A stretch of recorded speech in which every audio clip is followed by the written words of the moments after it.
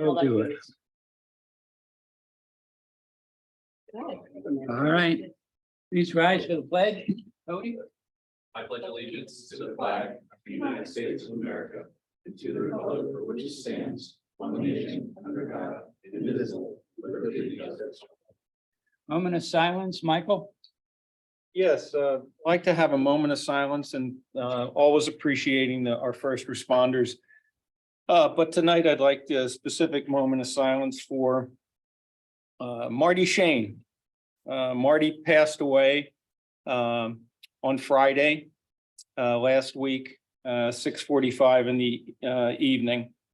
And I'm just going to read you something that I sent to the Daily Local under his obituary, which for me, and I think a lot of us here, speaks to the person that Marty will always be remembered by. Marty EMS, you were an exceptional human being and bright, engaging conversationalist. The only thing you, Marty, ever took from East Goshen Township was the pride and the service to your community, and what you gave was non-pareil. EMS will long be remembered by many and best by those who understand public service to their communities. All the best, Marty. I hope you're smiling at us.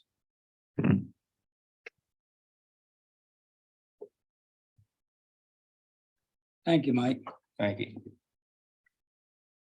If you're interested in the services scheduled in the days ahead, that was listed in the Daily Local News and the obituary. All right, this will be a hybrid Board of Supervisors meeting. As usual, we'll comment or ask questions first by the board, then by people in the room, and finally by people on Zoom. If you want to ask a question on Zoom, please raise your hand icon. I should announce that the board met in executive session prior to this meeting to discuss personnel and legal matters. And then we'll take emergency services reports. Chief?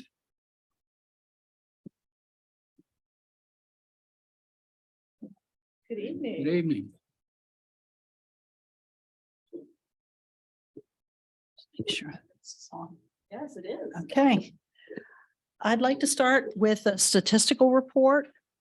With regard to all three townships, in May, there was 1,956 calls for service. Year to date, there are 8,645 calls for service.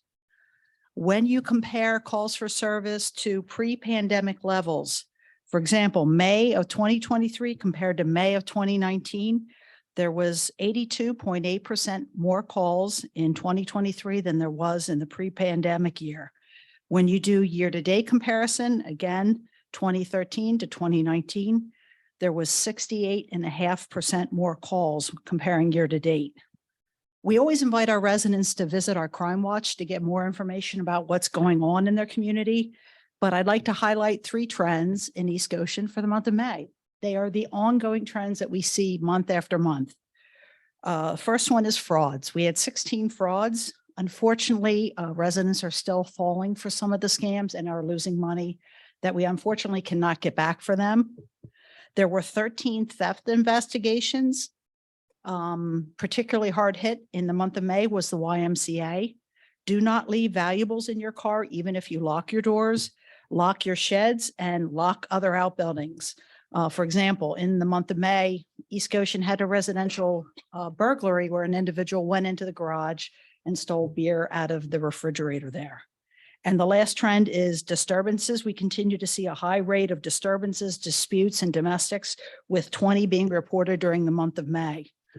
Some of the other things that happened in May, we had a child abuse investigation, a drug-related investigation, the residential burglary that I talked about, one robbery investigation, a simple assault with an arrest, 3 vandalism investigations, 3 weapons investigations, 4 trespassing investigations, and 2 missing adults. Luckily, both were quickly located.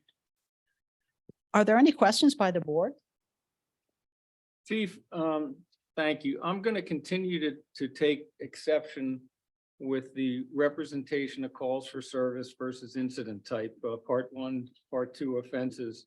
The percentage increases, remain inconsistent with calls for service. I'm still trying to understand what calls for service are about, resident generated or police generated, and what are essential and what are not. The percentage, dramatic percentage increases driving a lot of your statistical report concerns me. I've said it before, I'm still confused about it. I've discussed it with the commission and I'll discuss it with our partners. I'm not comfortable with those numbers. I'll The just one leave thing it. that I'm going to present at the joint board meeting that is coming later this week is that if you take everything out of the calls for service except crime, only crime as defined by the FBI, they have defined it since the 1930s and have not changed. We still have a 15% increase in crimes when comparing 2019 to 2022. Okay, 15%. 15.3, I believe, is the number. That year-to-year comparison that I gave to everybody in January, that's where I'm drawing my data from. So that's just crime. That's not other related calls for service. No, thank you. Chief, is there a reason why you go versus 2019 instead of 2018, 2017? Well, 2017 and 2018 are pretty comparable to 2019. We just chose 2019 because that was a full year of being pre-pandemic. We saw considerable changes in our calls for service during the COVID years, but we just refer to 2019. If you want to average them all together to get a basis, you're more than welcome to do that. And generally using multiple years gives you a better statistical analysis. Okay, thank you, Chief. Thank you. Thanks, Chief. Good report. We'll see you Thursday. Yep, see you Thursday. Thank you. Okay, Goshen Fire Company.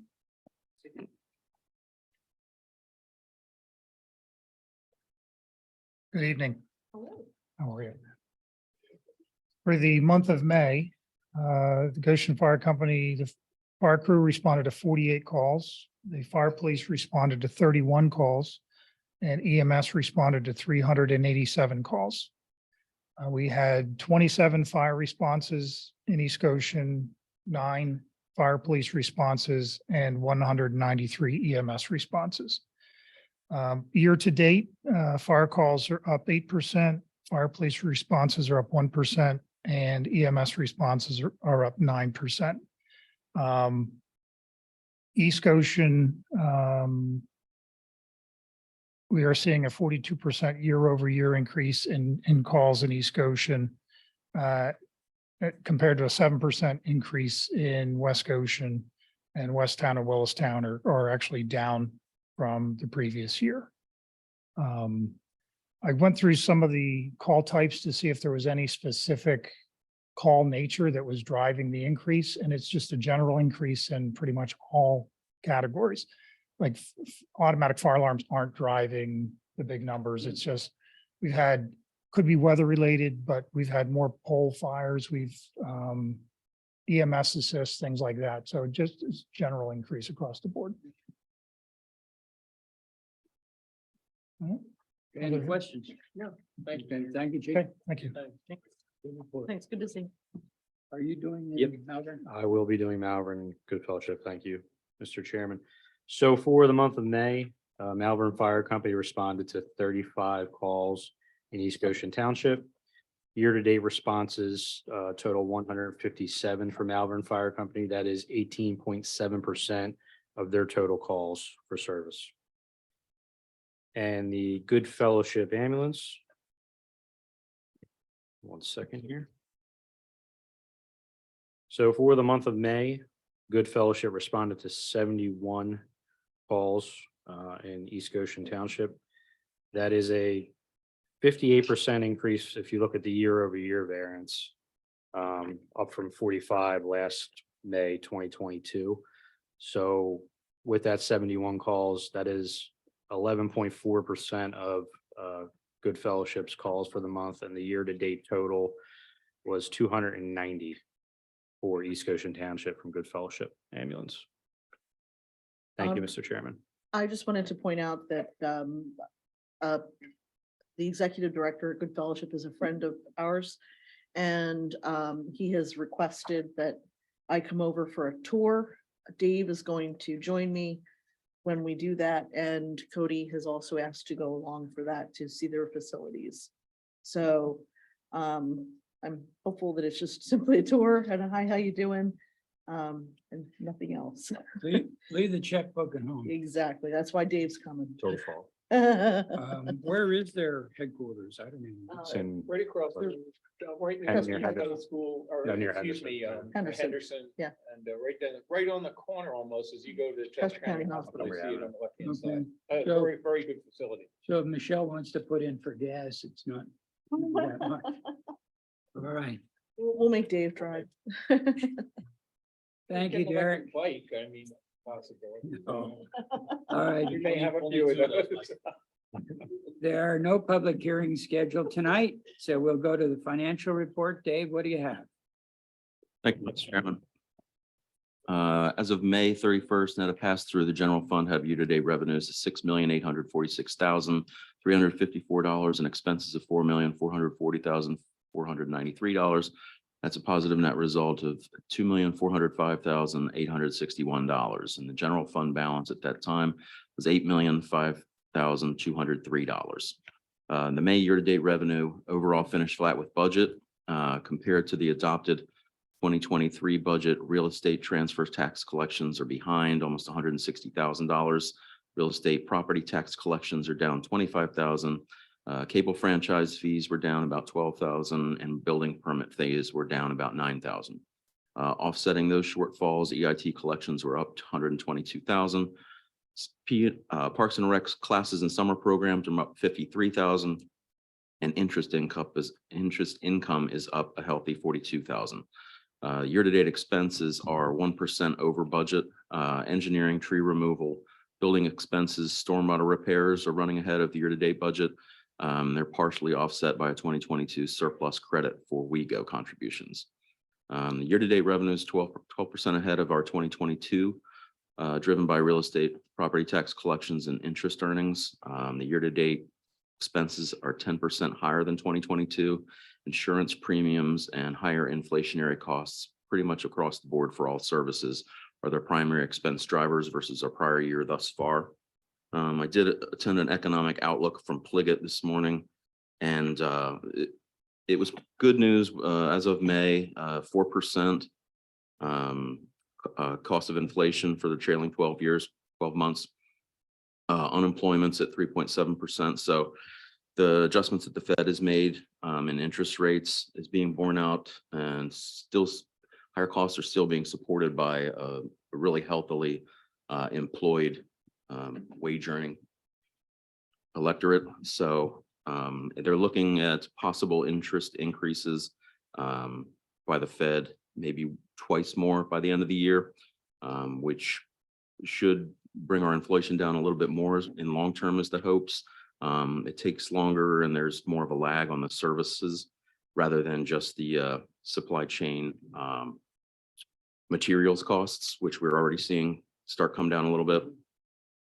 So we're optimistic that in the long range plan coming up, we've got a decent outlook for inflation and for economic revenue forecasts. Sounds good. Dave, the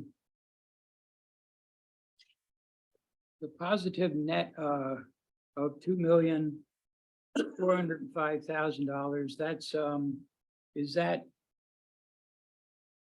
will that be eaten up by later payments, or is that actual?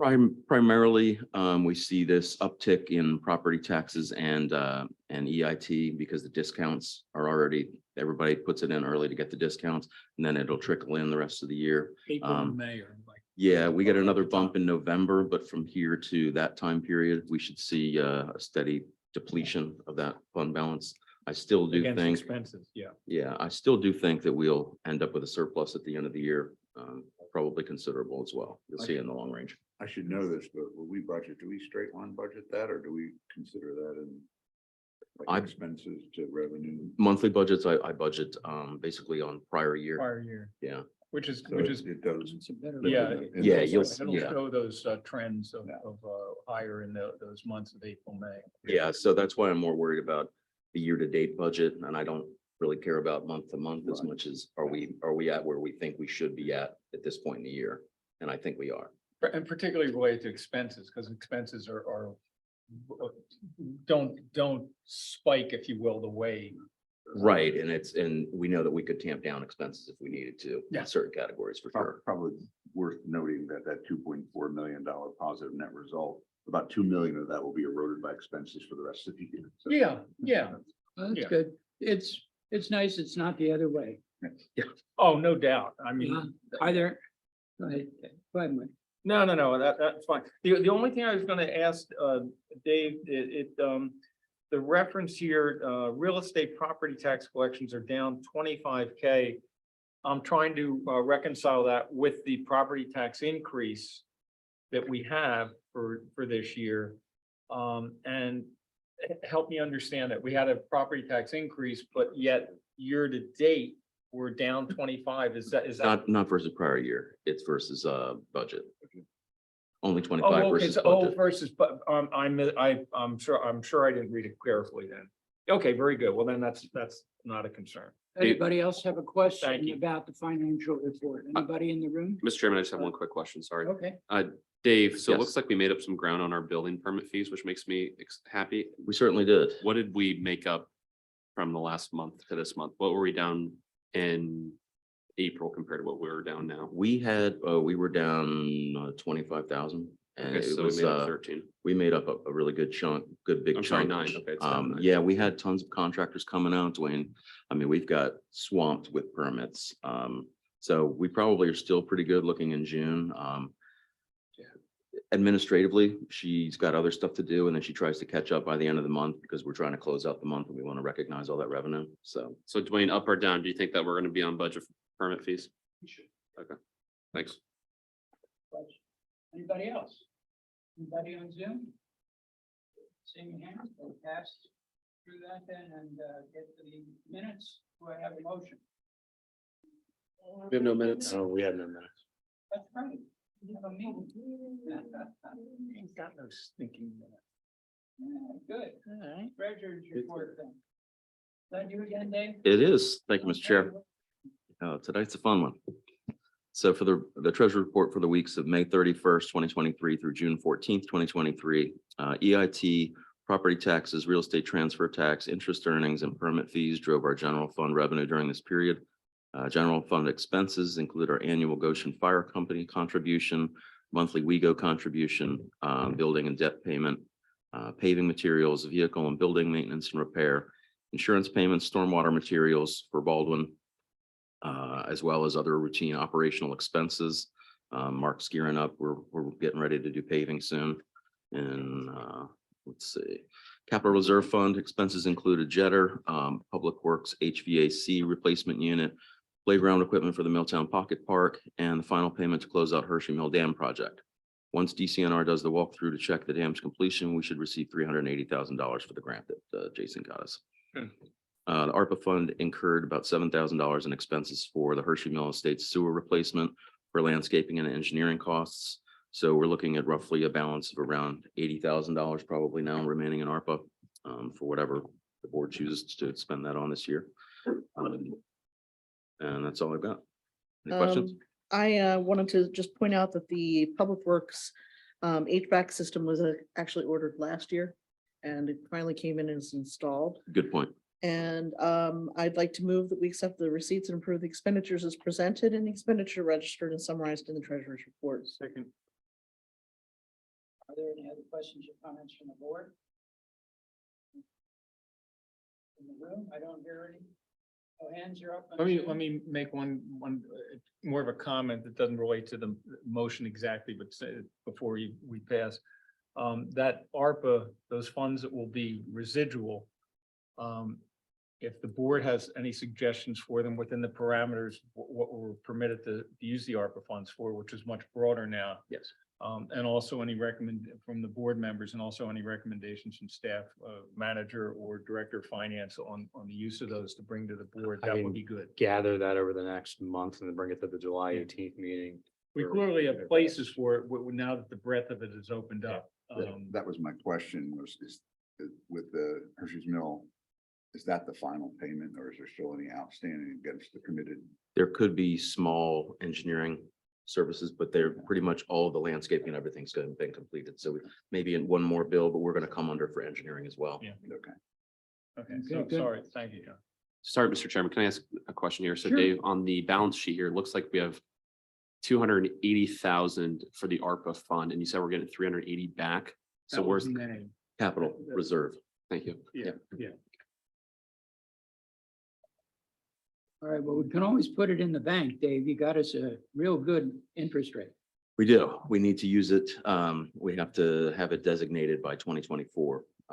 Sooner we use it, the better off we are. Mike, I have some great ideas where that 80,000 should go. I figure there's a few places that could go, I mean, I think there's the no the dam would be shortage great. to improve the community. I mean, there's, the community is in good shape, but there's always things that can be done. So I don't think there'll be any difficulty, but I'm just suggesting that we, maybe come up with a list of things, and then we can see if we have consensus on it. All right, any other questions? Not hearing any. I'll call the question now. All in favor? Aye. Motion passes 5-0. One thing, Mr. Chair, as paving season was mentioned, getting underway, one section of paving that was completed, which to me has been much appreciated because it covers a commute path back and forth routinely each week. If you drive over the section of Forest Road, as it approaches 352, the intersection there, Public Works just recently repaved the approaching lane to 352, about 200 feet worth, which was really beat up, and because of the grade, it was kind of torn apart and was very vexing at times when you'd hit the gaps in the pavement. So they repaved that. It's terrific. So if you're familiar with it, you know what I mean. And if not, it was the second most vexing one.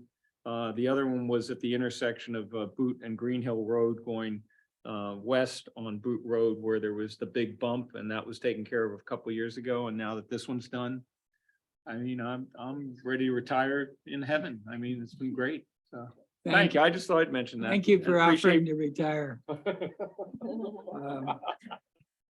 Any day. Next on the agenda, under old business, the Goshen Fire Pension Ordinance update. Thank you, Mr. Chairman.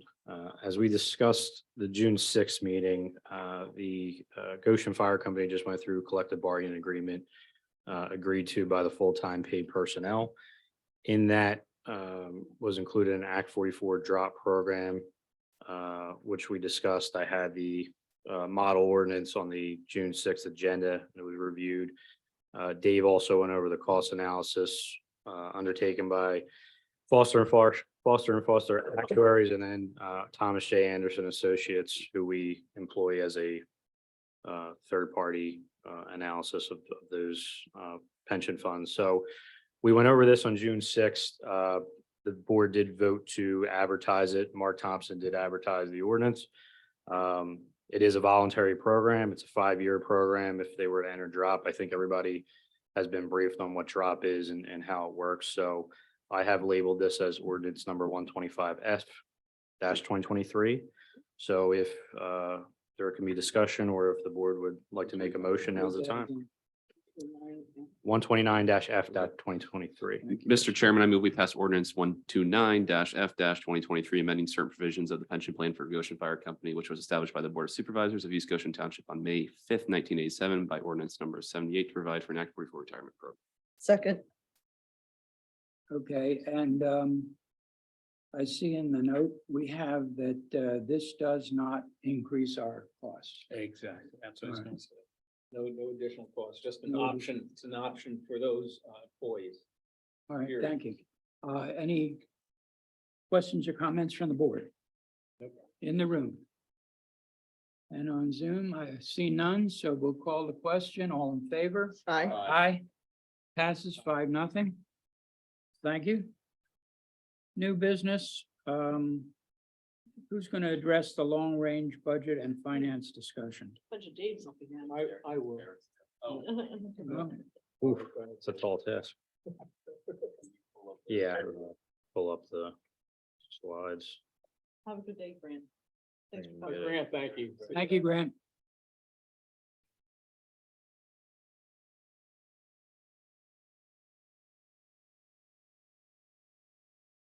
This is a good warm up. This, you're seeing that, the first slide there. I mean, it's about budget season, so that's what always reminds me of when I see that. Yeah. And this, of course, is a prelude. to- I'm just gonna share the screen, sorry.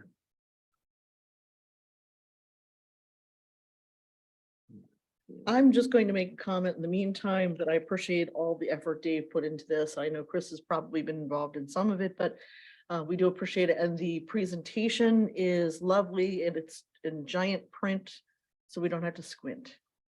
So thank you for that. So I did a memo for the board. Microphone. So we're here to discuss the long-range plan. It's a 10-year plan.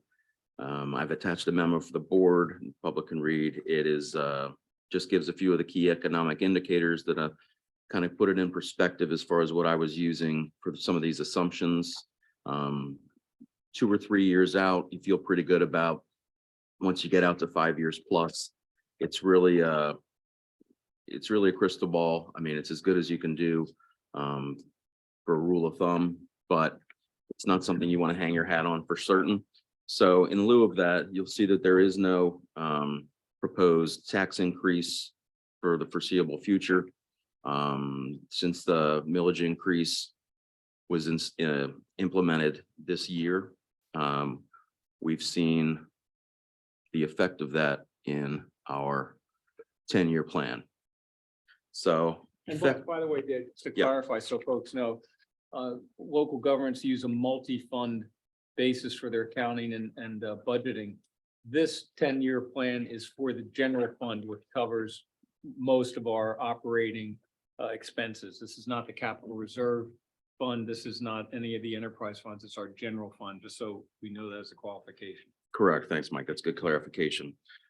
It does include the general fund contributing close to $400,000 a year to the capital reserve fund. And it assumes that we have over $500,000 each year in state liquid fuels monies, which we use for paving projects. You can use it for vehicles, signals and lighting, all sorts of things having to do with the roads. Let's see. So the primary drivers, I'm going to talk about first 2023, where the projection looks at versus budget.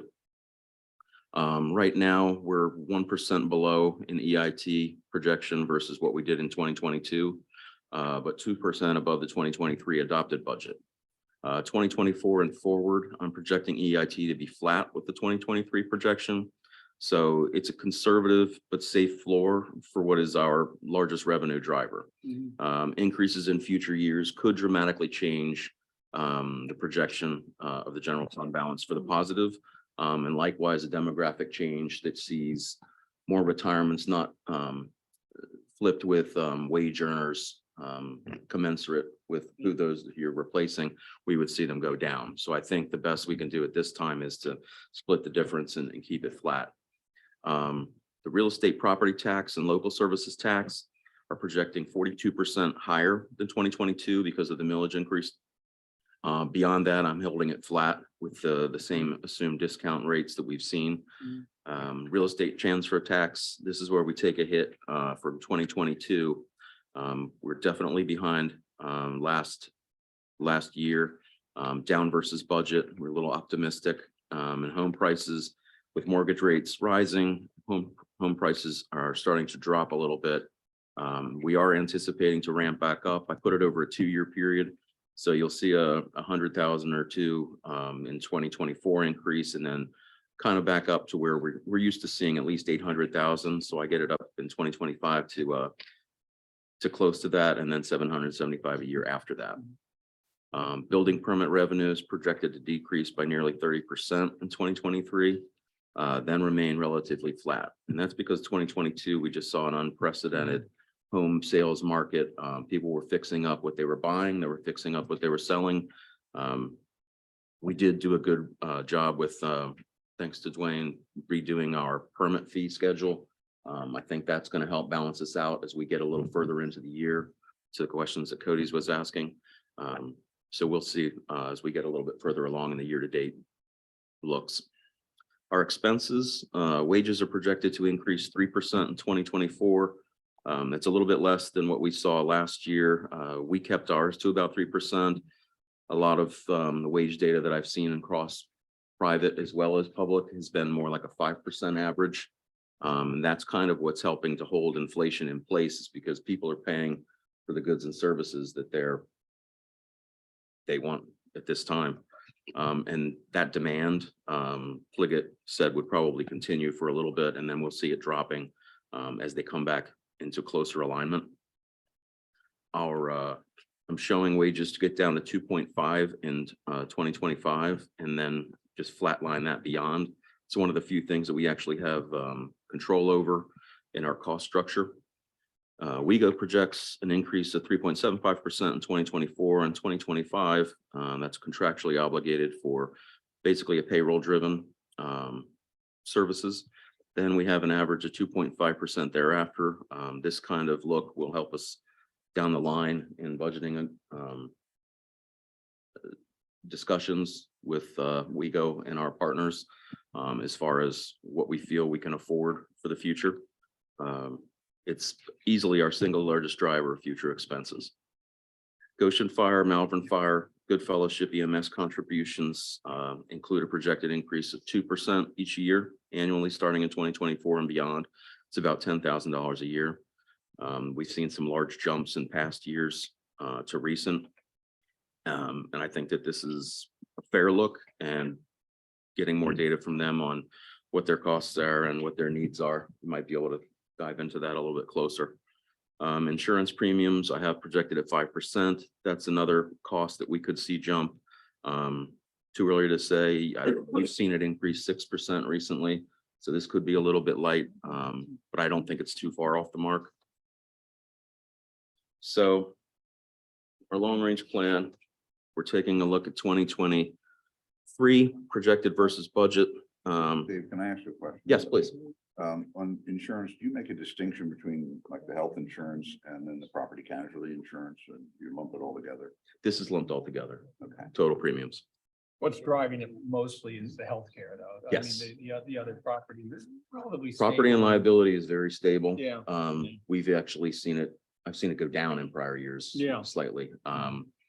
And workers' comp, as we start ramping up with Divot in that, we should start seeing increased dividends coming back to us, as well as other savings through their safety programs and adherence to that compliance issues.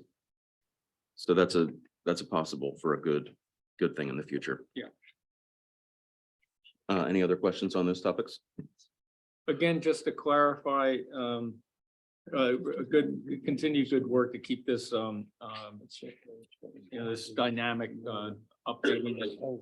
Looks like you're almost updating on a semi-annual basis, and it's so valuable to look out in the future. But to reiterate, it looks like under the projection, we're going to maintain a balanced plus position projected currently through the end of 26, and the deficit wouldn't start to show again till 27 at $100,000, and then it starts to ramp up again. So that's great to see it moved out to 26, 27, possibly 28, things how they perform. And then its performance with our fund balance policies. Again, to reiterate what you put down, Dave, is solid. Looking at even the 2029 projection, our ending fund balance is a percent of revenue at 46%. So that's strong within our fund balance policy. So, you know, it's looking good and certainly appreciate you putting this together. And I accept your assumptions, particularly for the revenue side. So thank you. Thanks, Mike. Is it safe to say that, our property tax, resulted in, what was the number, 800,000 additional? Roughly, yeah, I did the discount, assuming everybody who could would take the discount, so it was like 760. And we're showing projected of having a $322,000 net results from operations at the end of the year. Had we not had that 800, would we be in a $477,000 deficit at the end of this year No, I think we would be flat and it'd be a zero net result. because of the Well, I was putting general fund transfer? general fund transfers, the intra-fund transfer, a lot of money going to capital, which we've already seen with the Milltown Pocket Park has come way under budget. We've gotten a lot more revenue for everything that Mark sold because of the strong market for used items. We're not gonna have to put nearly as much away into capital as was anticipated. And you're seeing that in the bottom line here. And for future, to be fair to the resident taxpayers, to believe that in the general fund, you can see we even get out to 2031 and we have on nearly $4.5 million as a balance. That's still very healthy because that's not even touching our operational reserve of, by that time, it'll be nearly $2 million. Our debt just dropped off, so you'll see some of those dynamics in here. We've got, wanted to point out a couple of things from that you won't see. So we've got a $92,000 FEMA payment that's coming our way in the next couple of weeks. This is stuff we did in 2021. Mark and Barb and Chris and myself and Derek and Mark and Kelly, everybody, it's been a long haul. So we're excited to get the $92,000. Not sure if it's paying for itself with all the administrative work, but we'll take it at this point because it's a win. We are looking to see a bounce back in the real estate transfer tax slowly. Interest should still stay strong, and I would be looking at possibly, based on the conversation today, when they start getting more indecisive about future rates, probably see if we can lock in something for one of these op reserve or a bigger account, a chunk of those dollars into something that's a little longer term, a little more than, it's a year to 2 years, and have that hold it. I mean, say we're getting 5.25 now, even if you hold it 3.75, that long term you're going to lock in could outweigh what you're going to drop in the short term, because they're so volatile right now. Yeah. They actually have lower interest rates when you look at 6 months plus out versus 3 months down the road. Wait a minute. Yeah. They have lower, they project lower interest? Yeah, from the end of, 6 month versus the 3-month note. yeah, so you can go out 360 days would be it's nearly a 0.5 point difference. Lower? Yeah, Do they watch the Federal Reserve at all? they do. That's probably why they're. It's the indecision and it's the unknown. Yeah. So for all of the long term, it's kind of what happened to Yeah. Sovereign Bank and Silicon Valley. So they were giving it getting away. long term, and then Yep. people called it and they got stuck in the crux. Yeah, they don't want to give it away now. They're That's being right. conservative, which is smart for the stability and the capitalization of the banks. All right, Dave. So I think some of the biggest risks that we have in this projection overall are the demographics, baby boomers and retirees versus new young higher wage earners coming in. That's an unknown. Depending on how quickly the housing market can rebound and support our real estate transfer tax. Inflation is still an unknown. I've got it a roughly 2.5%. I think in the long term, a lot of the places are saying it goes down to 2, maybe even 1.5. So I'm hoping that's the case, and we're overly conservative on expenses, which is another reason why it doesn't make sense to put in a possible tax increase in 2030 or 2031 when we got to get a lot closer before we think about that. Dave, I've got a quick question for you. Yes. In regards to revenues for Parks and Rec, or it's culture and recreation here, it's obviously exceeding what we anticipate for the budget, but the projection is only a 5,000 difference than what the 2024 projection is. Do you think that number will change, or do you think you'll keep it at 260 for next year? In 2023? No, I know 2023 is 255, but in 2024 projections, it's 260. Yeah, Do you think you'll keep it without there? Jason telling me that he's rolling out even more classes, I don't know how he's got the time to do it, but it's possible. He does a good job at giving me what it's gonna cost us, and then we basically are revenue neutral, so if he does increase the classes, or we increase expenses by rolling out more classes and paying teachers, getting more activities and things like that, we're gonna make it up. Good, thanks. And I just, one final note, which you put at the end of your narrative, Dave, is that several important or larger components for community improvements some are included in the forecast and some are not. I'll just note that not included in the forecast is the consideration possibly in the next couple of years to update the comprehensive plan, depending on what kind of grant we might receive from that, if the board next year decides to go forward with that in the next upcoming couple of years. And then also not included in the forecast are some aspects of the Milltown Dam Park project, and also the connections, the trail connections that we talked about with segment B, the alternate route is not included in the forecast. So that's something for the board to take up next year, I would think, and maybe it'll be brought up at budget time, but you mentioned that at the end of this narrative. Yep, and it doesn't feel fair to include it on one side or the other. I would hope that we would be able to go out with some of Jason's guidance on, he's already weighed in on a couple other ones, what's worth it and what's not worth it, as far as what's limiting Yeah. for us to do certain projects and which Sure. ones are a lot bigger bang for the buck. Sure. So to speak. So, Sure. yep. Thank you. Mhm. How much does a comp plan normally cost, Dave? Comprehensive plan. I'm not sure because they got it basically almost all paid for and last time, I think. Yeah, a lot of people do get grants for them through the county. Did we get a grant last time, you said? Yeah, Last time I did, it was like 75 grand in my previous. Yeah, the county's usually very good with that, so that they'll cover typically anywhere between 50 and 75%, which is makes it much. And of course, the county wants to see municipalities updating their plans, and Absolutely. then in like any grant, there are considerations to find consistencies with their landscapes, whatever X or landscapes 3 now, their comprehensive plan. And they give you the money, they want to make sure that your comp plan is consistent with the county, so. They will be at every meeting. I can And guarantee you yes, they that. will, they do watch it closely. They come to every When single the time comes, it's comprehensive. not a bad thing, but they have their interest too, if they're giving away money.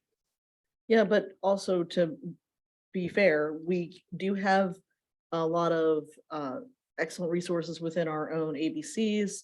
And some of those people can be involved in updating the current plan.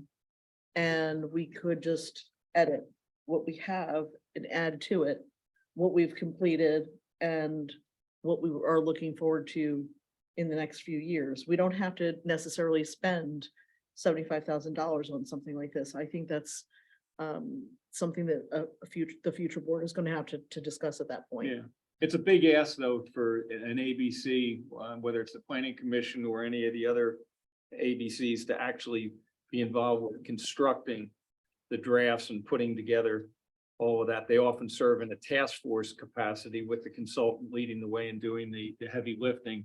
Staff typically does not have the time to do that kind of a block of time driven plan. So it'd be very unusual and a big ask, I think, to try and do it internally without any consultant help.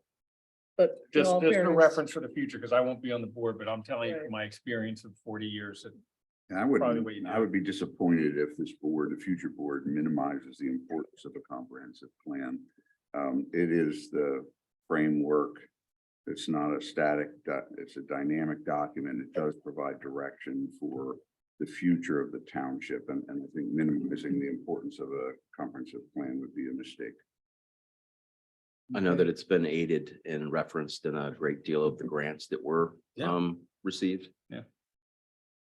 Something for future consideration, but it Okay. was mentioned. Let's keep moving, Dave. All right, one more note about 2023 to 2024. We are seeing about a net decrease in general fund obligation of 85,000. That's as our 2003 obligation comes off the board. Last payments will be made in 23. And then we see a ramp up of the 2017 obligation, the general fund. So we'll see that until 2037, but that's under $500,000 now. So that's another reason why you see a healthy balance in 2023 and for the next 2 or 3 years. Let's see. Yeah. This is just a pretty easy demonstrative illustration of what's going to happen once we get out to about 2027, 2028, when you see expenses outpace revenue. And even with that, you can see it looks like the general fund balance falls off the board, but out to 2031, we're still over $4 million, and that's still pretty healthy. Next. You've seen this before, and it hasn't changed a whole lot. Obviously, EMS, fire, and public safety is our #1 expense across the board.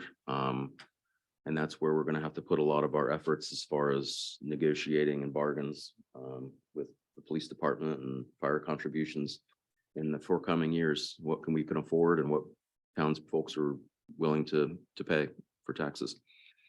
Dave, my only concern with this one is that you use 1, 2, 3, 4, 5, 6 different colors of blue. I ran out. I had a little trouble. Yeah, I was going to do all blue. I had a little trouble following that.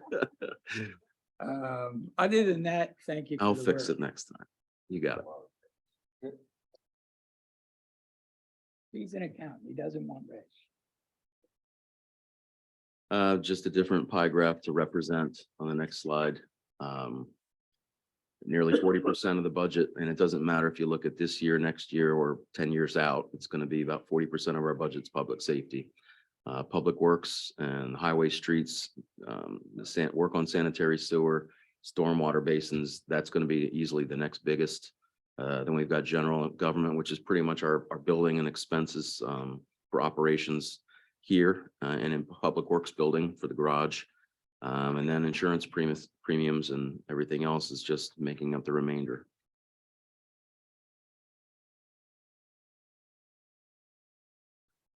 I did want to put together something for consideration about our Milltown Dam rehabilitation project. This is the last big project that we have slated until something else comes up the board wants to tackle. But the total budgeted amount was 4.812730, so almost $5 million based on the original plan. You have an original bond allocation was going to be 1.9 million of that. Grants and awards, we did receive those grants. They were awarded. We haven't gotten the money until it's all completed. So according to specifications within those grants, that's 915,000, and the remaining $2 million was not really determined at the time that those 2017 funds were taken out. Costs have exploded. We were lucky with Hershey Mill Dam, Hershey Mill Estates sewer project, bidding coming in so low. Good timing, great company. It worked out really well for us. I don't know if this is going to happen for this one or not. It'd be great if it does. We've got stuff coming back when next couple weeks. Yeah, coming in soon. So I'll address that. Okay. So we should have some more information on this. So I think this is a good precursor to say, here's what we originally budgeted based on our kind of our big township plan. Here's what we've paid thus far, which is about a little over $500,000. The majority of that is bond allocation funds for engineering throughout the years, starting in 2016 and 17. So it goes back away. And then the remaining budget we still need is 4.2 million. So we've got 1.4 million of original bond allocation. We have, because we did so good on some of these other projects, Hershey Mill Estates sewer project, we did great on Hershey Mill Dam even. We have an additional, and the interest rates over the years, we've got an additional $510,234 that we could reallocate to this project. The 915 of the grants that we would receive. And then for the remaining $1.4 million or so, we could use the infrastructure sustainability funds. We could use operating reserve funds. We can use capital reserve funds. I think the original intent before my time was to use capital reserve funds. I don't know that that's the best use of the capital reserve funds when we do have infrastructure and when we have a healthy operating reserve, and maybe we want to take it from a couple different pots instead of just one. But that I'll bring up some ideas when we get closer to figuring out how much of this project we want to lay into. That total, that includes a margin for increased expenses going forward. 35%.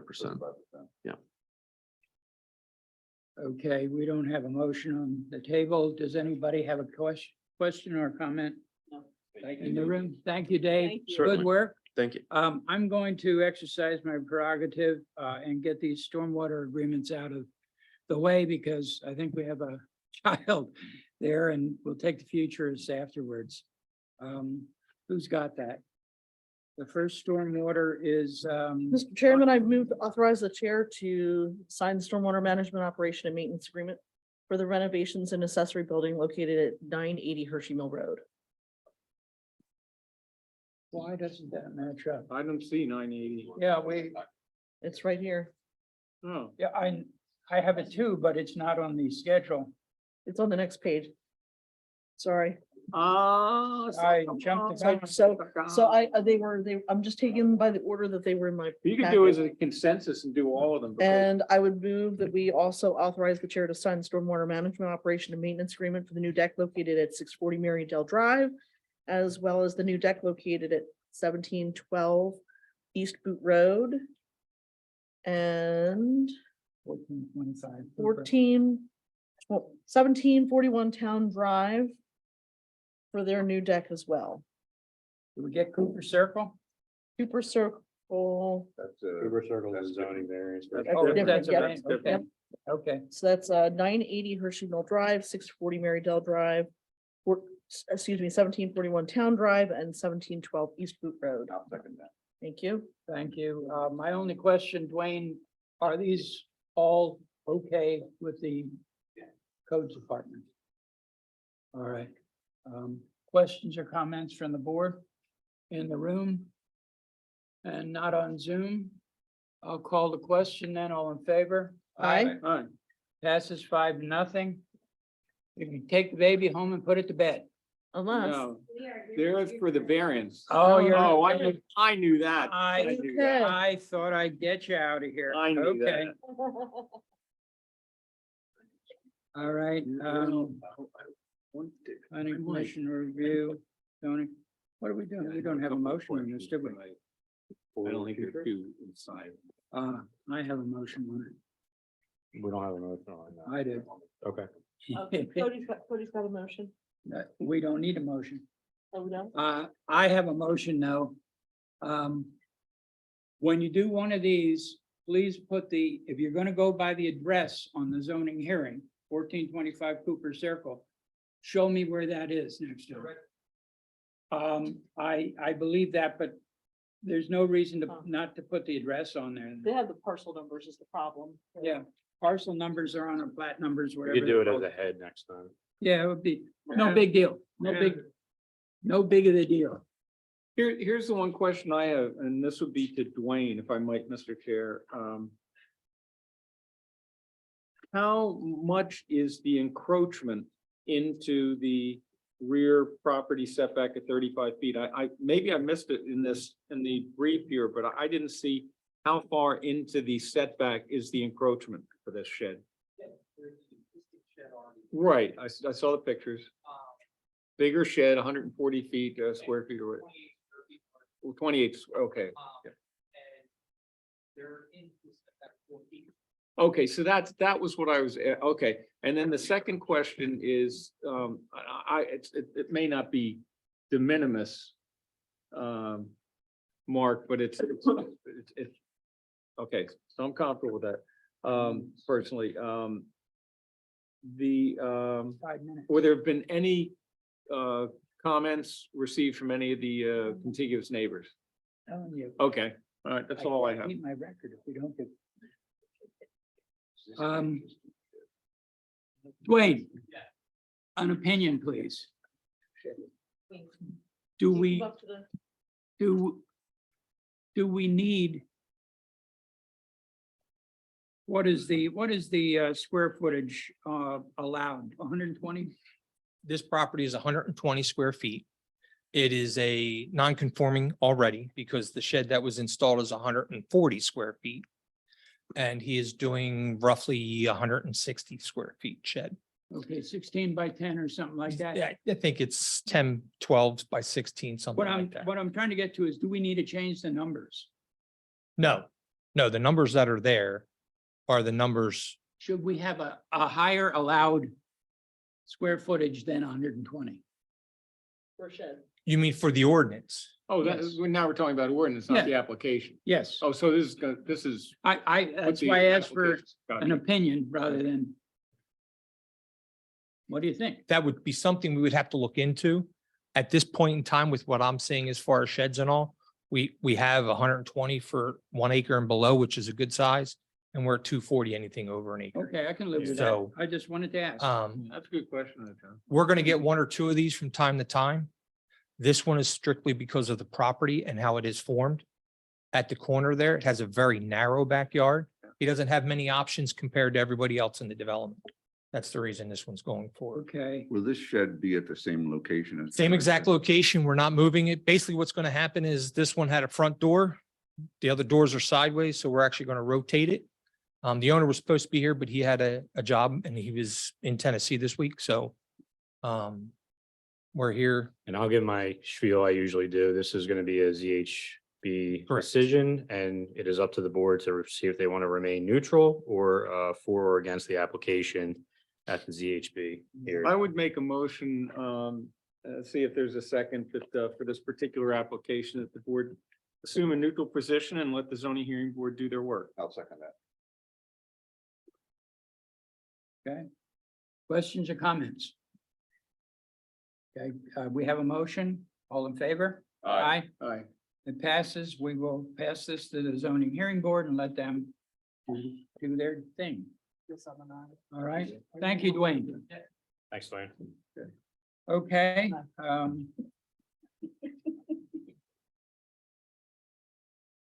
The future. The futurists are up. And they have a presentation concerning Bowtree. Yep. Tom, it's good to see you. Bowtree. Dave, I sent you some stuff like less than an hour ago. I don't know if you had an opportunity to pull that up. Okay. I was sitting at a swim meet, realized I didn't send it. Is it a PowerPoint?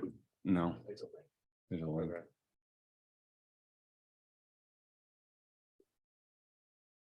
That's PDF. Okay. I have slides. Okay. Does this work, Jeff? Or is that, what did you need the link? That's fine. Okay. Yeah.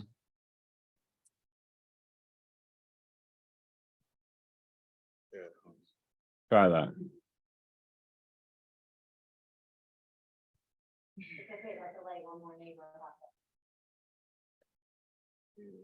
Good.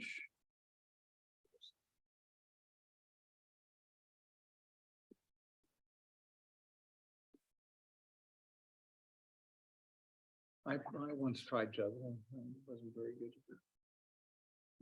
Okay, that'll work. Sure.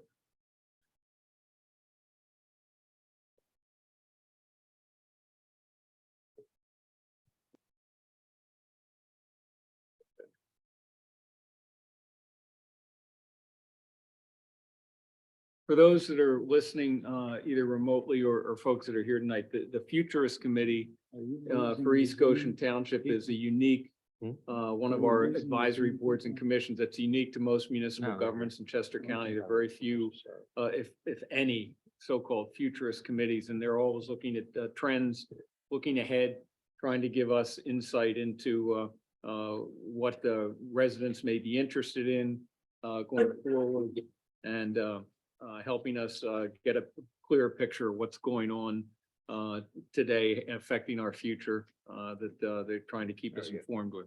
So I'll share that. Thank you, Mike. So my name's Jeff O'Donnell. I'm this year's chair of the Futurist Committee. There's a really big committee of Tom and I this year. So we're really excited to present you with this data. Last year, the Futures Committee in the first quarter performed a township-wide survey, which had a few different endpoints in it. This board last year tasked us with taking the data from that survey and trying to identify what were the most effective things that the board could look to do in utilizing that data. The number one piece of data coming out of that survey was that 73% of residents surveyed were looking for a way to get connected to the trail that does exist today. Over the last, let's call it 12 months or so, the Futures Committee has talked about ways in which we could do that. How do we increase the utility of something that already exists as opposed to just allow it to exist? And the thought of the, or the conversation kind of shifted from there is a proposed section B or what's it called? The new section of the Paley Pike Trail with a lot of money and energy behind it. What if the township, as opposed to finishing that trail to the western side of the township, focused on increasing the safety and the access to the trail that exists today for the residents that are near it? And so the first subdivision we looked at connecting, which has over 500 homes in it, would be Bowtree. So the Futures Committee put together a form. This was done via Google form and sent out to the residents of Bowtree. And in that, we had over 132 respondents get back to us. There was a lot of energy in this survey getting filled out within really the first week of it going out. About 25% then, Jeff, response. What do we- 25%? What do we say? I think 500 is the wrong number. 340, so 340, and there were 132, so we're looking at, I was gonna say almost 40%. Yeah. yeah. Okay, very good. All right, thanks. So we had it open for 2 weeks. Thank you very much. So we had it open for 2 weeks. It was done online. And so this is the data from that. We took some time to look at two different connectors. If you drive on 352 at any time, you will see runners and walkers and strollers in this, what is existing on the left-hand side here, striped shoulder. The speed limit on 352 is 45 miles an hour. And so that is a very dangerous pre-existing condition that the township is looking at for folks that are coming out of New Kent, folks that are coming out of Marydale, and folks that are coming out of Bowtree to access the boardwalk area down by the blacksmith shop to then gain access to the rest of the park and the trail. It should be noted that this proposal here is not just to get access to the trail, but also to get these families access to the park, gets them directly into East Goshen Park. So we looked at two different ways to do that. One would be to put a protected barrier along the already existing widened shoulder, which is there on the left. That's a picture of that. And then it's kind of hard to see here, but there's a dotted line on the right-hand side that would extend the furthest east pier, wooden pier, over the creek and into what is a township-owned parcel of land. So no eminent domain, nothing like that. This is going from township property and open space into township property and open space, but it's an extension of that boardwalk, getting residents off of 352 entirely. Yes, John. Does this impact anyone's private property? No, The yellow dotted line, no, the East Goshen property? correct. Thank you. I don't have a parcel map in this presentation, but if I did, it would show you where the property lines are for those two homes. Now, there are homes that surround that piece of township owned property, both across from it and on either side. But the reason we picked that third pier, the furthest east pier, is that it's most centered into the township owned property. We would also propose that this would just simply come into the open space. It would not be paved up into the street. It just simply gets you from nice grassy area over to the boardwalk and then enable you to get access in. So in our survey, we used both of these pictures as figures and these descriptions as well. Next slide. So the results were pretty staggering. 93% of the residents said that they would like a safe connection. Only 6% coming back and saying no. Next slide. Can I ask a question? Yeah. The 93.6% breakdown, can you tell me, was this of the 132 respondents? Yes. Or was, okay, Yeah, of the Thank you. 132 Okay. respondents, correct. And so there was logic built into the survey, meaning that if you answered no, we gave you the opportunity to tell us why.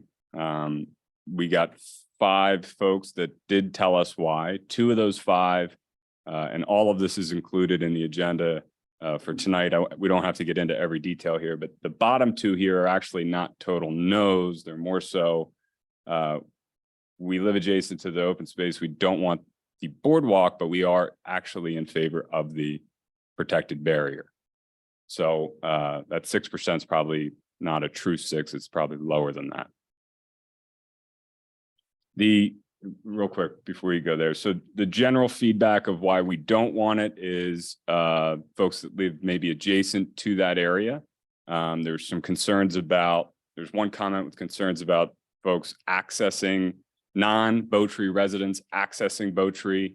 That happens every day with, it's not a gated community. Possible increase in crime, trash, and traffic. So those are the common themes there. Okay, Derek. So then we said, do you prefer it? Yes. So then of the 93% that do prefer it, the breakdown of that was 44% of those folks wanted just the boardwalk, 48 wanted both, and only 8% wanted the 352 barrier. But then again, if you dig into the verbatims here, which we do not have to get into all of them, should be on the next slide there. Most of the people see this as a potential opportunity for both, meaning that 352, the protected barrier, it's already an existing access point. I myself do use it, but I see people all the time running, walking both ways of traffic on the right side of the road.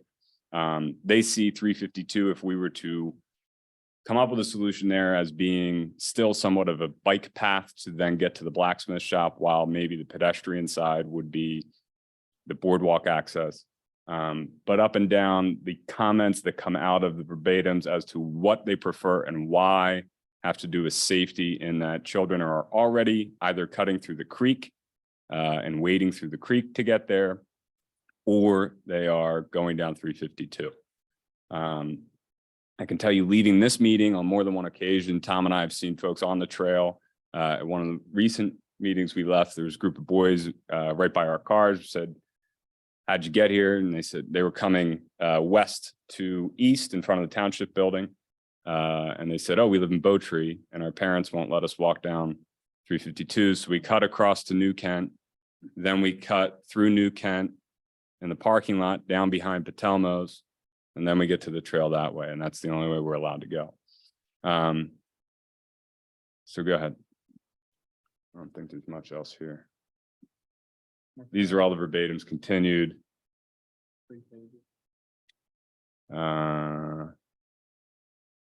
Anything else there? More verbatims. Yep. Anything else? More. I think it's all this. So Futures Committee is presenting this data to the board as tasked. What are we going to do with the data that came out of the last survey? We see this as a great way to increase and potentially protect against an already existing problem of safety for these neighborhoods, or these folks in this neighborhood. Our ask of the board is that, given the data, the board looks to explore what, if any, options can be done, costs, timelines, grants, et cetera, as it relates to pursuing these things. We're not asking the board to pick one. We're not asking the board to say that we are going to do one. All survey respondents were notified prior to taking the survey that normal procedure would have to happen before anything. Obviously, none of this is budgeted for. But again, in light of the potential of finishing the trail As opposed to maybe doing that, this could be a better use of funds that would then protect the township residents that are already utilizing the trail and enable more folks to do so and get to the park. Thank you. Thank you. I have a question real quick. A couple questions real quick. In what format was the survey presented? Was it an electronic format or? It was electronic presented through the Bowtree. Application? Yes, Was there any thought to handing out flyers to each individual home and asking them to? we did not, no, we did it through the survey. That's fine. We did discuss it. We talked to Genevieve Okay, and Jason. And it was Jason gave us feedback that the electronic way was the way to go for Bowtree. and then, do you have any idea how many trees would have to come out if we did something in that open space? We don't. That's part of the ask here is an exploration as to what that would entail. We believe that Mark and his team would be the best labor force for it, just given what we've seen them do, but Didn't know yeah. if you'd happen to get back there. And then, when you talk about possibly talk about possibly putting in a barrier, what kind of barrier were you thinking about? We've looked at a couple different options. There are existing barriers that serve this purpose, that they're semi-permanent barriers. Talking about cars doing 45 miles an hour, that has to be fairly substantial. The other thing that we did not talk about up there is that we would ask the board to consider the speed limit in that neck of the It's a woods. state road. I don't think that we can. Yeah, We can ask. We can but ask, we can can't ask, Control. yeah, that. Yeah, but that's, Okay. Okay. Any- Yeah, But and as Tom's coming up, as a state road, not just the speed limit, that's a big ask to even get them to PennDOT to lower it to 40. Understanding what we know about our community, right, it's still a big ask. Number two, then introducing pedestrian, multimodal pedestrian bicycles, using barriers, et cetera. PennDOT gets into that in a big way. And I'm not sure what the outcome would be, but it's, I think there'll be a lot more, if you will, friction in trying to, Yeah, I mean, I that's- think it's still worth pursuing to see if we could at least ask PennDOT to do a traffic. Mark, speed study. Mark Miller did go down with PennDOT. Okay, okay. They looked at there and Oh, okay. they looked at Barker too, I believe. okay. Okay, I don't The know if fact there's of a the matter big is- reception for that. The fact of the matter is that we can't get PennDOT to fill the potholes, Puddles. let Yeah, alone the but rest if of you're, the stuff. if But if you talk to the right people at PennDOT actually has grants and model projects for multimodal on secondary state roads. And I think if you get to the right people, I think Mike is right. There's just bureaucratic friction with dealing with the state, but there's a potential for getting a model program with the state, possibly something that we need to explore. So that's part of, Well- again, the next step, if the board takes this up and wants to explore it. Well, one thing that's kind of interesting, Michelle, is that stretch of 352 is the only stretch of boot 352 that is 45 miles an hour. North of Paoli Pike, it's 40 miles an hour. Boot Road is north of Paoli Pike, it's 40 miles an hour. Paoli Pike is now 35 miles an hour. I just think there's a lot of confusion. I think we've got a good case to make to PennDOT that, hey, we've got a residential community here and we need to protect our children. And I think that's a good pitch. And, maybe it'll take a little while, but I think it's worth going after. I mean, it's confusing now. People come down that road 40 and you go right from 45 miles an hour into East Goshen School, 20 miles an hour, 15, whatever the thing is. I So don't disagree with you. that's true. Yeah. Let me first say, we did ask you guys to go back. We pushed back at you and said, find a way to do some of these things Mhm. relatively inexpensively, and you've done that. We'll have to look into the numbers and we'll make a project out of that, but I want to thank you for what you did so far. I like it. Yeah, Dwayne, I'd actually ask you to maybe give us the parcel map of Eldridge there behind the wetlands so that we could actually see where the private property lines are in relation to the township property? I can actually do that. Because, too, or for whatever, relatively whomever, easily. whomever Yeah, can do I that I maybe. can do that. But I'd like to see, I'd like to see how much of that land is ours. And Most of it. It's huge. that's, well, it's a huge expanse of ground there. Just a matter of, do any of these people have like a lot and a half or anything like that? Cody, do you have anything to say? Do I ever? No, thanks guys for leading and thank you for sending it out to Votary. I think this is something that we should take a serious look at for next year. I know that Jason talked about, there's a specific grant that for the boardwalk portion that we could explore. I talked with Mark Miller today, and his suggestion was if we did a boardwalk directly into that boardwalk, it's already existing. He gave me a dollar amount I really liked, and I think I could sell to the board. I don't want to go public with it because it could be way more or way less. But I think it was a palatable number that I think the board like. And it seems as if there's a lot of residents who enjoyed it or would love that, except the So- two that live next to it. So I don't know if there was already a plan of action after this, but if there wasn't, can that be another action item at a future meeting to try to get some numbers together for the 2024 budget? Yeah. Or I mean, was like, I'll there- give you the number that Mark gave me, but then I don't know how much I would need Mark's help for the barrier. Yeah, and we have looked at those companies, so we can look into that as well. Financials for the barrier. I did contact the company that I saw on a trip to Florida for these Yeah. barriers are pretty significant. Would be about $50,000 to $60,000. That's just the actual cost. So I don't know how much additional soft costs. there is. The problem with the barrier is that you have to go through the state, as we've stated, and sometimes we're lucky and sometimes we get held up for a couple of years. Whereas if it's indeed on our property, we can go with a bridge, Yeah, assuming that the price is reasonable. You'll like the price, John. He So- knows me too. So did you look at Barker yet or not? so Barker, we had kind of equal weight coming into this. Of trying to get Marydale at large and New Kent and Bowtree connected because of just pure density in Right. relation to and safety, right? Yeah, I think our feedback from Mark when he met with PennDOT is that Barker's gonna be a tougher nut to crack. I can tell you, as an antidote over the last 24 hours with the electrical work being done there, we have had a great time getting in and out of our neighborhood because there's been a flagger that has I allowed know. us to make lefts and rights. very without easy today. just gunning it and closing your eyes. So that is definitely a troublesome area. I think for drivers, for pedestrians, we have kids that come from New Kent and vice versa to fish in the ponds and bikes and the whole thing. It's on our list, but how we tackle it with PennDOT is more difficult because we don't have that easy access that Bowtree does.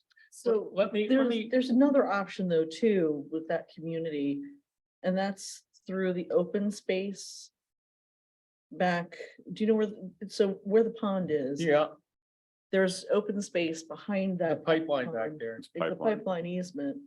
And it's grass mown, like he mows it. Oh, yeah. Yeah, he mows that grass and then it goes right out David's to, committee says you can't. right out to 352. I mean, excuse me, I Goes out to Paley I'm Pike. at Paley Pike. Yeah, And so has that been something you've discussed with him or not? not with Mark. Okay. The issue again is that now you're intersecting Paley Pike, so we haven't Yeah. figured out how to there's no natural, where that pipeline pops out. No, There's no natural intersection. There's no clean way to There's no then get across. And Paley Pike obviously being another state road, it's. Yeah. it's I think another- how we prioritized it, correct me if I'm wrong, is what we went for our best bang for our buck, the Yeah. less bureaucratic, Yeah. and this is what we came up Yeah. with. yeah. I Yeah, Okay. appreciate your Yeah. efforts. Actually, Okay. we came up with a list, I think, Jeff, how many people did we think we could connect? 5,000 or something like that aren't currently connected, but it was the easiest. One at a time. Yeah, Yeah. exactly. And some of them are not too difficult, but you might run into more residents. And I think to your point, we're not talking about paved things. We're talking about natural pathways, Yeah. Okay. stuff like that. One thing I'd like to suggest, if I might, as the Futures Committee may work with Mark Miller and other staff, and maybe they'll have a need to engage a little bit of engineering to get a little assist, whether it's Nate Klein at Pinoni or somebody. But I'd almost like to separate what they're gonna be doing going forward with a more immediate inquiry this summer to PennDOT and say, we've got this going on. And I think, Dave, you mentioned that Mark has already had some engagement with PennDOT, but to ask them a couple of things. We're looking at trail connections.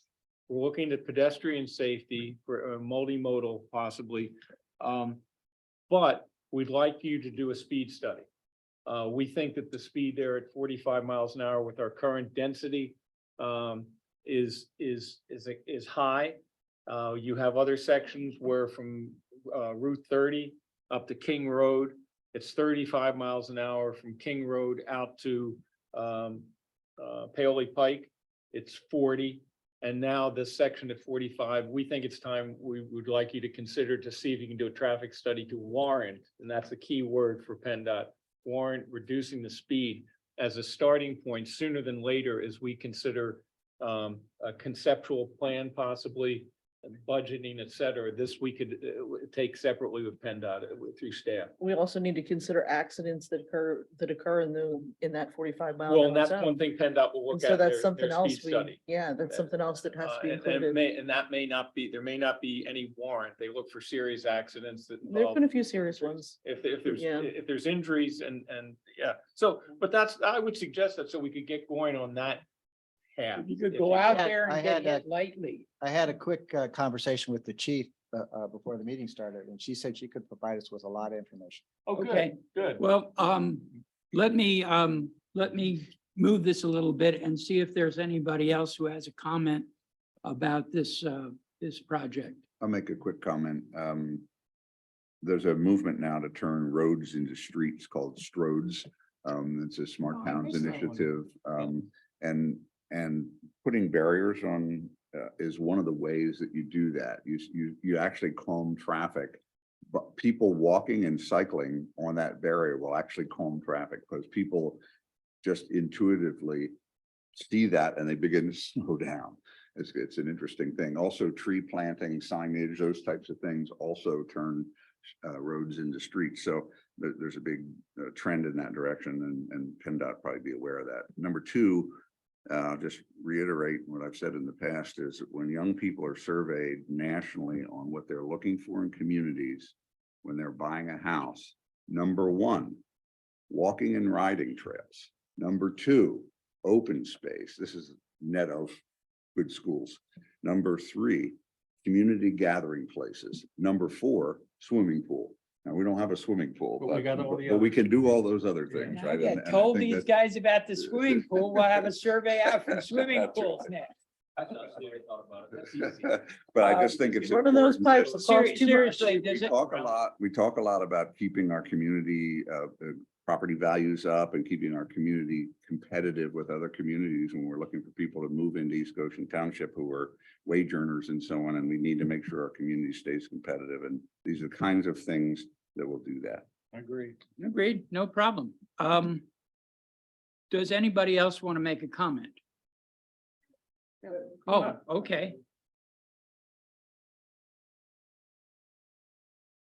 Thank you for coming. Please make sure that you give us your name and your address. Yep. All right. I am Genevieve Grossman. My address is 412 Beaumont Circle, and I am the co-president of the Bow Tree Civic Association. So when we received the flyer or the survey information, I posted it on our Facebook page, and 271 adults in our neighborhood had access to see it. And then we also emailed it to all 440 adults that we have email addresses for the neighborhood. So those were the means of communication, but I certainly could in the future pass out something to all the mailboxes. Twice a year, we put physical letters at every household for our neighborhood events anyway. But I just wanted to say that I was one of the people that filled out the form, and the only question that I didn't love was, are you in favor of this option, or both? And so I filled in both because we would want anything done. But I just didn't love that it wasn't weighted, that like I couldn't say we definitely prefer the walkway versus something on the street. So I just think that would be some good information for the future. Because the way that graphic was shown, it maybe seemed like a lot of people didn't care which one. And I was curious if more of our neighborhood did favor the pathway. We use that open field on Eldridge for a lot of events. So our biggest one is probably the 7 and 8-year-olds go there to play flag football. And so we are already having some of the moms either walk or push strollers or drive and park right on Eldridge and have the kids play for an hour or two, and then we go home. So I think if we could connect that bridge, that would be awesome. We are absolutely okay with it not being paved, going down and over. But maybe that could be an idea in the future, but we would just love to have a bridge right now, or as soon as it could. I think that's pretty much it. Could I just ask you a question real quick? We're gonna be doing the pond restoration over in Bowtree as well. So would you please make sure that you connect with Derek to give him your information so that we can help disseminate that information out to Bowtree? Yep, whenever I see Jason post I assume it's Jason, post anything on East Goshen Township, I always email it and post it on our Facebook page, but absolutely will. Because We'll Derek get in Derek touch. Davis is our manager and But you Um, assume, right? It is Jason. yeah, it is Jason, but Derek Davis would be the one who would be Perfect. contacting you. We'd really appreciate that Yeah, help. it's good to spread That'd be that. helpful. My question is, what do you do in your spare time? I just have more kids, so that's my third. She's a month old. Yep. All right, thank you. Thank you. Thanks very much. Thanks. Anybody else? Okay, That it?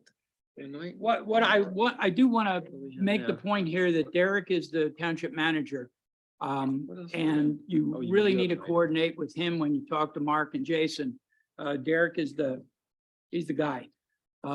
What I would like to see, if possible, is your committee continue with Derek to get the costs and everything. We can't really consider anything unless we have costs.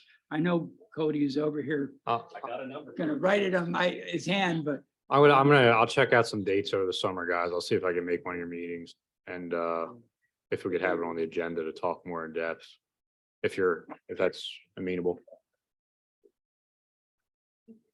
I know the summers are wacky sometimes with ABC scheduling, but I'll talk to you offline. Thank you. good. Okay, it's your reports on the ongoing projects. Hey. I'm mentally prepared. We're all over the place tonight. Well, we had some interesting things. Thank you, Mr. Chairman. So Milltown Dam project update, three things. I did send a letter out to residents, just sort of updating them where we are in the process and then in that immediate area. And I did tell them I hope to send them another letter soon that would encompass the town hall style meeting is how I'm framing it when we select a contractor. And we were talking about it a little bit, so we would probably sort of present something as a township in conjunction with our consultants on the project, and then have the contractor there to ask or answer questions related to the construction and what'll be happening over the next 2 years. We did have a pre-bid meeting down on site, which was interesting. We had to shut down. It's a very logistical challenge down there. We had to shut down the road for a couple of hours in order to have the 20 or so people that showed up to check out the site. So I'd like to give a shout out to Jess, who was doing some of the legwork there down on site, helping redirect traffic. And then we had more people show up than I thought as far as contractors. I didn't think there were going to be as many. Cody was out there. We're in his neck of the woods, so he was strolling by. Took a look at it. But yeah, we had a good meeting and a lot of good questions. And out of those questions came back on Penbud, and this might be the one you don't like as much. But they requested another week to do the bids.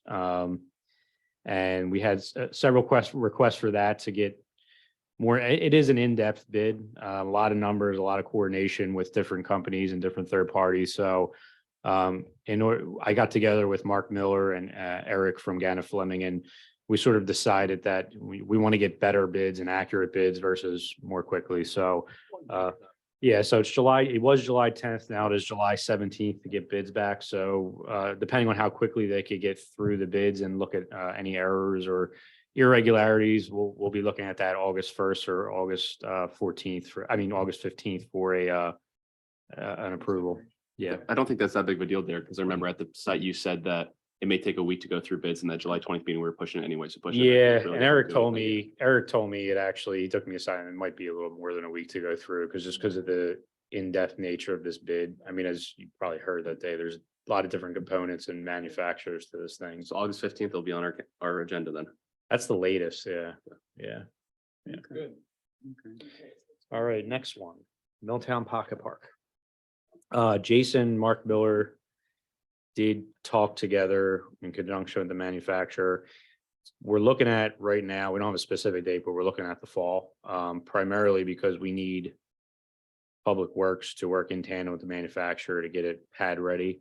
And we just don't have any time in the summer to stop Public Works with street paving and the tree work and park work. So we're looking at the fall for installation, but the good news is it's ready. I mean, we surveyed it. It's not going to be more than a couple days to get that thing in place. So from here, it's not a big project. It was just coordinating the time with Public Works in order to get that together. Bowtree Pond, I don't have an update. I was away last week and I haven't talked to anybody on that front. So unless anybody else knows more than me, we are still in a little bit of not a holding pattern, but just trying to get some of the, yeah. Oh, I So thought that Mark was preparing to get the dewatering bags. that was the over last there. I That heard. was the last I This is heard the first too. time I saw him in a week, was Yeah. over a week today. So I didn't Right. get a chance to Yeah, talk to he him was, about it. I know he was talking about the dewatering bags, Yeah. and really wanted to get them up Yeah. and moving. Because I was gonna save so much money by dewatering the silt. Yeah. And I guess I could put this in under projects, but I mean, new mat, it's not really new matter. So I have to follow up. I just, light bulb today about the rapid crossing that you approved for the Paoli Pike. I haven't heard on Nate about that.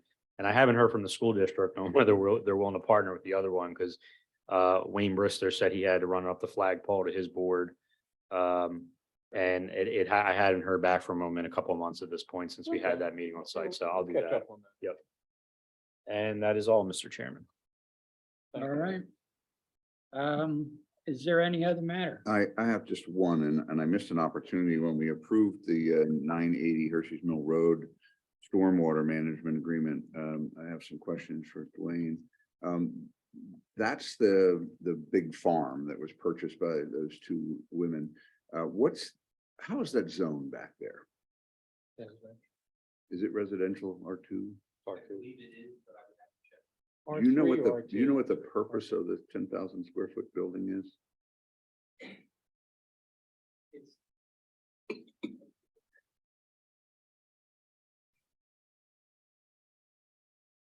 What they did was in a renovation of an existing building.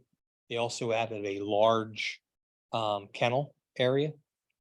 The 10,000 square feet was what was on the application. That application came in prior to me taking over. So apparently during the process of doing the renovation and needing stormwater for the kennel, there was a DEP issue that came up, and that's how we got to where we are today. Are they running that kennel as a commercial kennel? No, they are show dogs that are there. So that's what, they're all owned by the owners that are there as far as I know. And they're in and out all the time. So we will keep an eye on. I know Okay. that's been brought up a couple times. Yeah, Because it's an allowable use as it is now, but correct. if it's commercial, it would not. be. Correct. Yeah, that's my question. Thank you. Good question. Thanks, Dwayne. Okay, we have Okay. public comment. We have 3 publics here. No. All right, no public comment. Anybody on Zoom? I don't see a hand up. Derek, go, start Sorry, talking. I got one more thing. I promised the pipeline task force I would Okay. say tonight, they have a letter coming for the July 18th meeting to the PUC, talking a little bit about a right to know request that we will be seeking out on some data. I'll have more information then, but I told them I would mention it tonight as a prelude. I'm done. In anticipation to get home before the Phillies end, I'd like to make a motion to adjourn. All in favor? Aye. Aye. Cody. What do you say, Dave?